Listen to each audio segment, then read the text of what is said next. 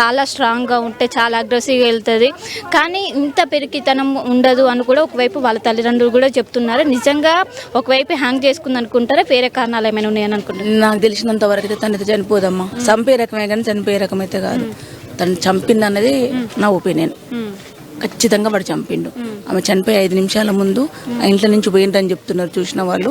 ఆమె పోయిన తర్వాతనే పాపాడికి పోయింది. పాపాడి పోతే తలుపు కొడితే తీయలేదు. తర్వాత తెలిసింది వాడే చంపిపోయిండు. అంటే పూర్ణచంద్రరావు ఎలాంటి వారు, అసలుకి ఏంటి మీకేమైనా తెలుసా? పూర్ణ గురించి మేము సారథిలో ఎంప్లాయీస్, నేను సారథిలో ఎంప్లాయీ అమ్మ. నేను ఒక 2-3 అమ్మాయిలు వేధిస్తే పంచాయతీలు మేము మాట్లాడినాం. అంటే సారథిలో కొంతమంది పెద్దవాళ్ళు మాట్లాడిండ్రు వాడిని.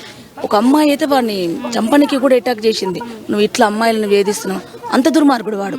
అమ్మాయిలని అప్పుడు పెళ్లి కాలే వాడికి, ఇంకా అమ్మాయిలు ఎమ్మడి పడేవాడు వాడు.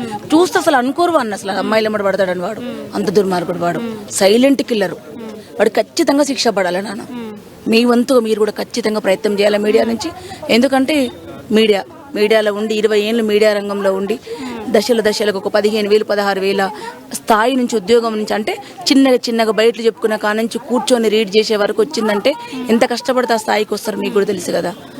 ఇట్లాంటి స్థాయిలో చనిపోయిన పిల్లలు ఎవరైనా చావు అనేది సహజం అందరికీ, కానీ ఇట్లా చనిపోద్ది ఎవరు. ఆ చావుకు ఒక మార్గం కూడా ఉండాలి, దానికి ఒక పరిష్కారం కూడా కావాలని కోరుకుంటున్నాను.